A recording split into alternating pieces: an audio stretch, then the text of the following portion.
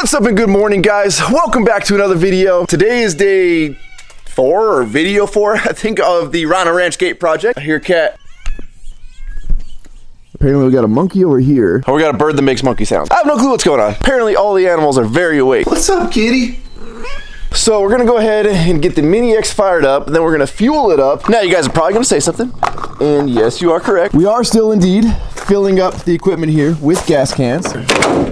All right, that one's on the table. And as you guys know, I do have the transfer tank in the bed of the single cab, which you will see right yonder. But unfortunately, we're still waiting on the beefed up driveline parts for that truck. So I don't really want to try and drive that thing at like any considerable speeds into town to fill up the transfer tank. Plus, the transfer tank on that truck needed a new nozzle. So I actually finally picked up a replacement nozzle for it. And then hopefully, once Zach gets the driveline parts installed on here, I can then go to using the transfer tank and not having to use gas cans. This old booger here has seen better days. Obviously the handle's broken off. There's no handle right there, but we'll get it replaced with that new one and be good to go. Now we're gonna throw 5 gallons in the Mini X, and then we'll throw 5 gallons in one of James's skid steers. I've been literally bringing up 10 gallons a day. We got the 272 completely full, and then now we got the 299 we gotta fill up, slowly but surely. Buenos dias! I will say, guys, it is nice to be able to commute to work in an excavator. Can't complain there. Now today, unfortunately, we're doing my absolute least favorite thing, and that is undoing something or redoing something that we already did and we were already kind of like a step past, and that is grading this out. So we already had it graded out to where we're like, all right, I think we're pretty good there. We already had our curve set up and we're starting to get the concrete forms in, and well, I did another test run with my trailer. My trailer still drags going in, and yes, you guys are right. I know a lot of you guys commented, well, that means you're gonna drag going out. There's just no room to turn around my trailer and like pull it out that way. I didn't feel like backing it in. So I'm gonna come in and I'm actually gonna make this slope even more gradual. Problem with that is we're now gonna start getting up into our flat area, which is what I'm standing in now, which is where our guard shack's gonna be, our columns, which you can see everything kind of spray painted on the ground. I know it's a little faint right now, but in my mind, I want this to be on a flat area. I don't want you to come up to the gate and you're still on a slope. So if we're gonna cut this slope more gradual, it's gonna come further this way, which to me means we're gonna have to push the gate and everything probably another 10 foot back. Somebody commented like, you got all that space and you're gonna make your driveway, like you can make your driveway as big as you want or your gate entry as big as you want. But yeah, every time it grows though, my concrete bill grows, my rebar bill grows. I'm trying to keep it somewhat manageable here and not just spend $1 million on a gate. We gotta be practical, guys. So we've got Abel behind us in the skid steer. I'm gonna jump in the Mini X right now. We're just gonna start hogging out some dirt. Keep going until we get the fuel right.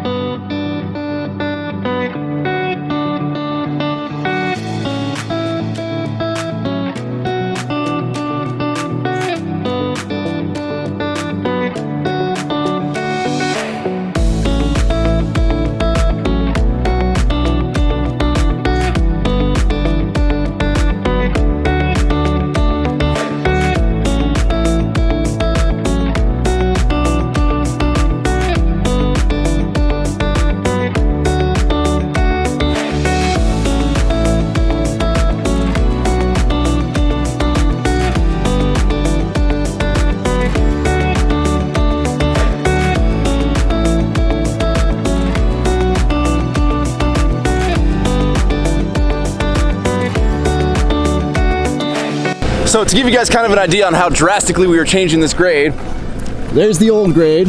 That's how much further I'm taking it down, and it is definitely making this approach angle a lot less steep. Once I get all that dialed in, then I'll come back down here to like the actual approach and kind of feather that into the new stuff that we're doing. Good thing is we're not having to like redo everything. Our pipe's in, everything's good up underground.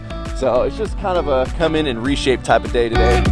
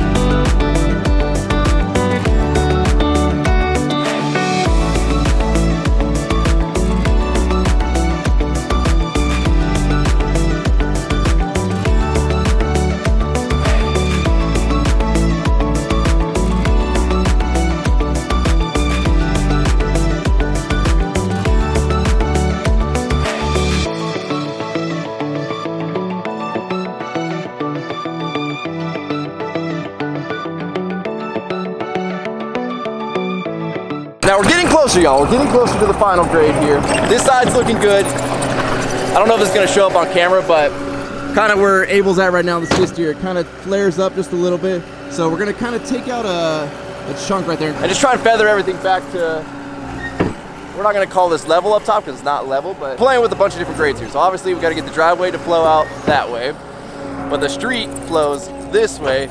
And then up here, it's kind of wanting to flow this way right now, the natural kind of grade of the property. Finagling 3 different angles here, trying to make it all so they're cohesive enough to where it's not really an issue, or you don't notice it, or you don't feel it, or things don't look wonky or out of whack. So I'm waiting for Abel to take out the last little bits of spoils here that I dug up, and then I'm gonna get back in here again with the Mini X and just kind of poke around again to feather out the grade a little better. So I noticed when I was digging in this area right here, I was starting to find little chunks of concrete and some wood. Almost like at one point there was a gate right here instead of where it's at right now. And then I just found this little metal strap right here. First I thought it was a metal stake, but it's got a hole in it. So it might be something they used to anchor something to the ground. But let me tell you, it is in there. I've like tried to grab it with the machine. Let's see if I can get it again here. And it'll like, probably see we're way up off the ground over here. It'll pull the machine over. It's how very deep it is in the ground. Probably anchored to concrete, but we'll see. We'll poke around a little bit, see if we can find it. Let me tell y'all, it is definitely dusty out here and the machines don't like it. So right now we got a little alert that popped up.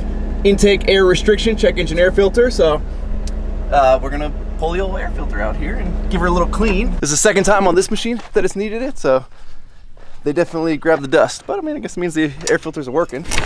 Pull the cover off.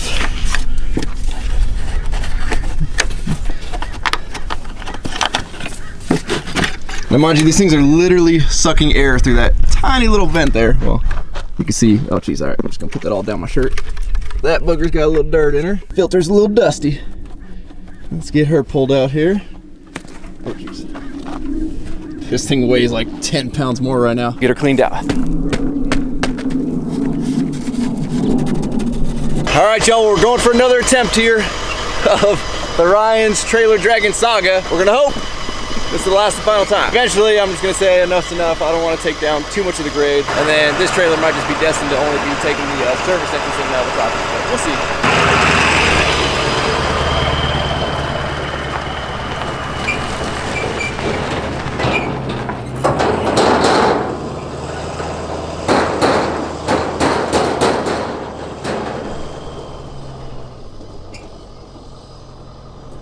I think we got it. Got it. Nothing.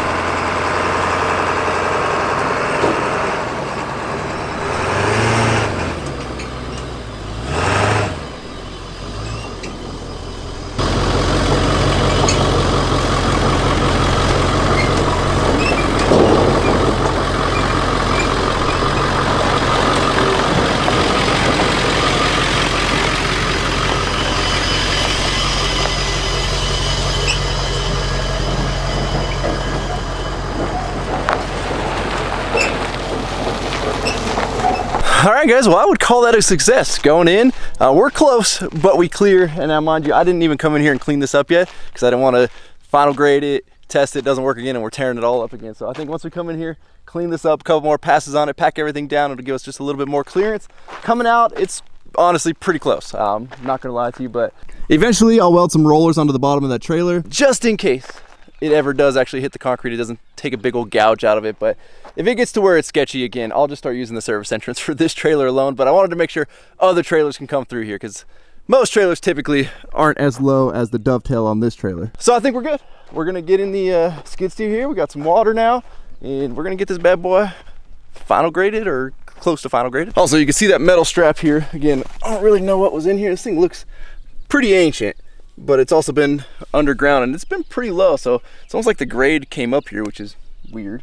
But you can see we had some old posts that were in the ground, and this is the concrete that encased them. They were pretty sizable, because I'm assuming all those grooves right there, that's where the actual post itself was inside the concrete. And just like that, y'all, she is back to being graded nice. I feel a lot better about this grade than what we had before. I'm glad we decided to take today to kind of fix everything, get it to where we're comfortable with it, because once concrete's there, there's no cheap way to go back. We ended up just having to eat a day, come in, regrade it, fix it. It looks a lot better though. And the good news is, there's a chance we might not have to push the guard gate and everything back.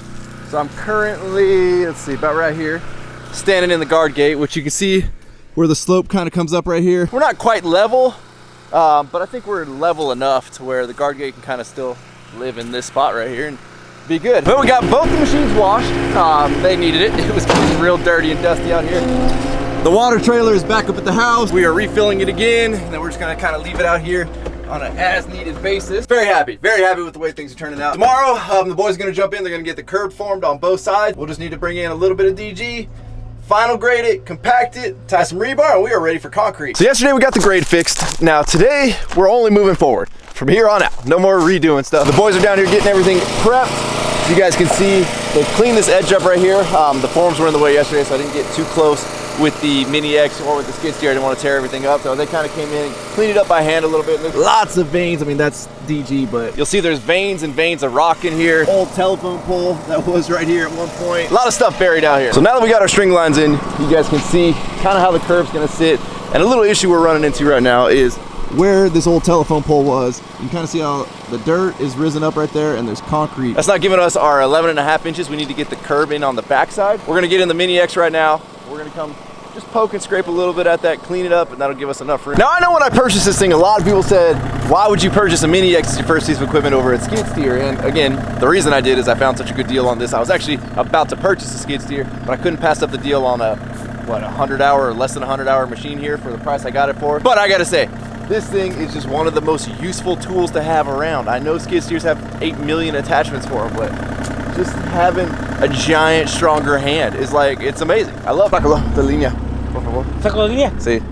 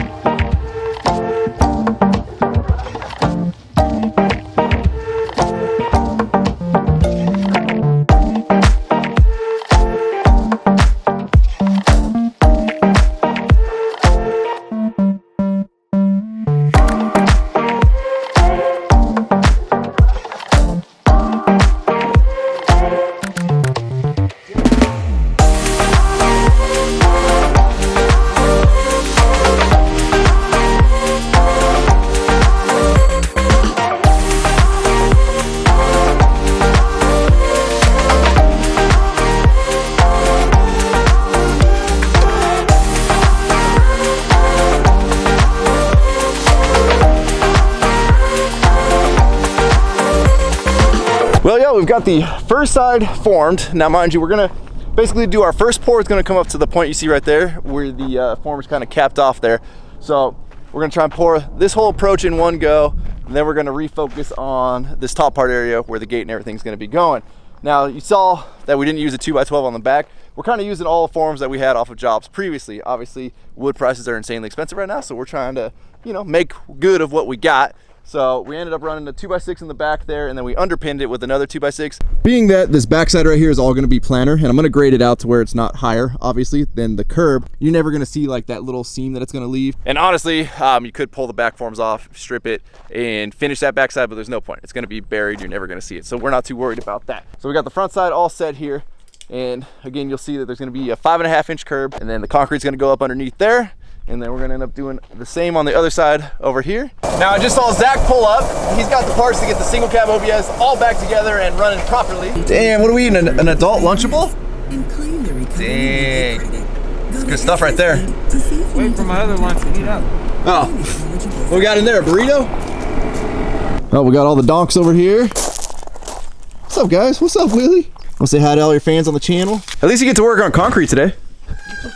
Pete's being out in the field. Ooh, is this what we got right here? There she is, buddy. Do you approve? Is this the right one? I don't know if that was a sigh of like, yay, or if that was a sigh of like, Sterling 10 1/4. Sterling 10 1/4. Hold on, we need a second opinion. Sterling 10 1/4, is this the right one? I mean, same reaction. Hey. You got any cardboard in here? So Zach, what didn't work on the old one? This is not supposed to be on there. Okay. In the words of the driveline guy, that's some backyard hillbilly shit. Okay. Fair. That's legitimately what he said. Well, today she's getting an upgrade. Just getting the right part. And then while we're at it, we might bolt that shock back on one day. Yeah. So Maybe. You have a 9/16 bolt? No. Oh, okay. Okay. Whoa, whoa. Don't die, Zach. Put it in 4x. I'll hold it, don't worry. You got it? We good? You safe? Yeah, I'm safe. Okay. I mean, in all reality, I just lay flat and let it Go over top of you? You know, I almost parked the car behind it, but I'm like, eh. Also, to everybody when I was in the field and couldn't get out of the truck that said put it in 4-wheel drive and it'll stop. Without the hubs locked. Yeah, he didn't have the hub lock, so he could put it in 4-wheel drive all he wanted and it was still gonna roll. Nor did I have time to jump out of the truck and lock the hubs while things rolling. So that's why I didn't put in 4-wheel drive to stop the truck. Oh, you did good. I would have done the same thing. Okay, we're gonna turn the wheel and hope it doesn't, you know, push the truck over. Which one you need? The big 'em or the medium? The big 'em. Big 'em.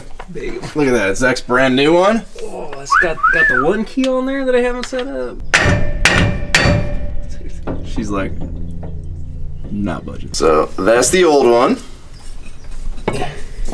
That's the new one. Zach, what's the difference? One's new and one's old. All right. Well, that one's a little shorter. And the other difference is it's got the threads in the holes that are not. Well, you can kind of see them, but yeah. Gotcha.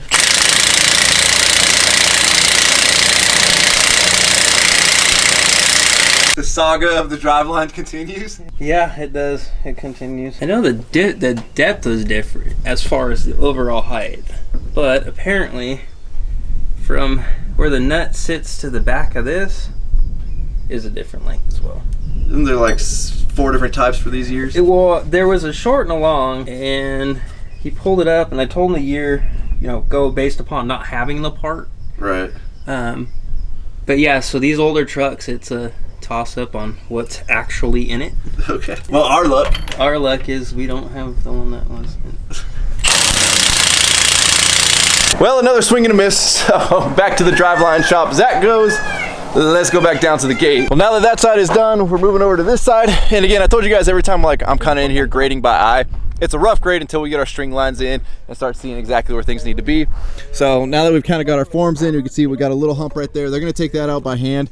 And then I'm gonna take a couple little humps that we have on this side out. That way our forms can kind of sit down where they need to. And basically what we're doing is you see our string line right here. I know it's gonna be hard to see, but this is our height. So we want our 2x12s to, the tops of our 2x12s to be at this angle and hit the top of the string line there. So obviously in some spots we don't have 11.5 inches for the 2x12 to fit, so that's why we're coming in and cleaning it out. You see my orange line back here, I'm gonna just kind of take a little bit out of there, that way there's room for stakes and stuff to go in. And you guys might be noticing, we're using screws out here. Typically we'll use duplex nails when we're setting form, but being that we have the embankment behind here, it's tough to get a hammer back here, so we're just shooting some screws in. Now, typically you don't want to use screws when setting concrete forms, depending on what you're doing, but to be able to strip it, it's kind of a pain in the butt. Because as you guys can see, let's see, a lot of these stakes are used over and over again. So for a curb like this, obviously we're gonna fill the inside with concrete here. They're gonna float the top, rod the top, and concrete's just gonna kind of slop over. And when that happens, you're gonna fill your screw hole there with mud, which one's gonna make it hard to get the bit in, and two, they're actually hard to find. So one of the tricks we use sometimes is we'll tape over the screw holes. So number one, you can see the tape, you know where it's at, and you just peel the tape. You got a nice clean screw head to be able to remove it. But check these boogers out. These things are kind of cool, and I believe these were designed for the concrete industry and for setting form. So these actually have a hex head as well as a Phillips. I'm not a big Phillips fan. You'll see we use these T25 deck screws here, the 3 inchers. And T25s are just far superior on not stripping like a typical Phillips bit is. These are Phillips bit, but they also have a hex head on them. And the good thing is, when you screw them in, they kind of stick out like a duplex nail. So number one, they're easier to find. They also made the heads orange, so it's even easier to find. And you can use a hex driver to get these off instead of trying to get something inside there that's usually going to be filled with mud in the Phillips head. I wish these came in T25s. It'd be a big improvement, but if you're using a hex driver, you should be just fine. Quality control on these hasn't been that great. So I don't know if you can see this tip on here, but it's very doled out. Every once in a while, you get a decent one. They're still working on it. I don't know exactly what brand these are. Your local concrete supply house should have something similar to these.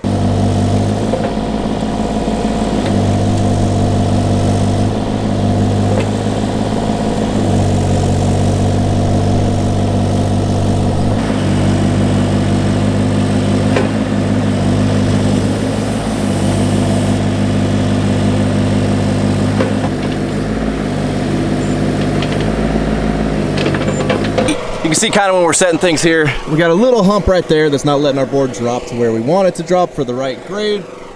So I don't want to come in here, there's too many different string lines and stakes that are important in here, so I don't want to poke too much with the excavator, so we're just going to come in old school with the pick, clean her up, get that board to drop where we want her.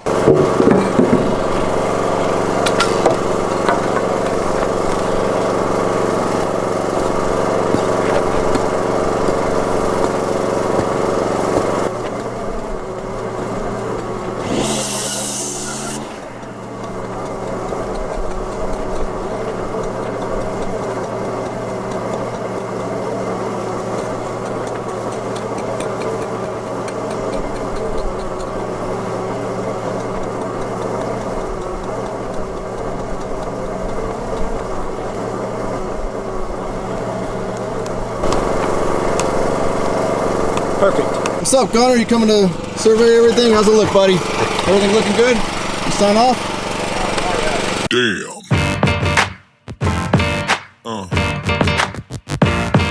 Yeah. Yeah.